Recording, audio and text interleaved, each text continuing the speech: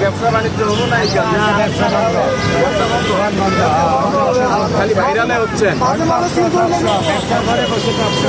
হ্যাঁ এখন শুধু ভাইরাল হওয়ার ইচ্ছা এখন আর ব্যবসা করার ইচ্ছা নাই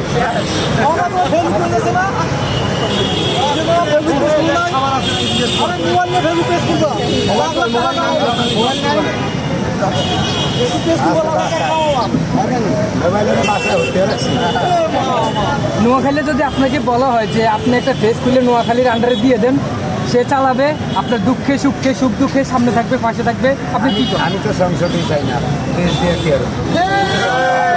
আর যদি এটা বলে যে আপনি একটা ফেস খুললে ভাইরাল হবেন বা তাকে সংসদই চাই না, ফেস দিয়ে কি দিয়ে আমি কেমন সংসদ ভবন চান না?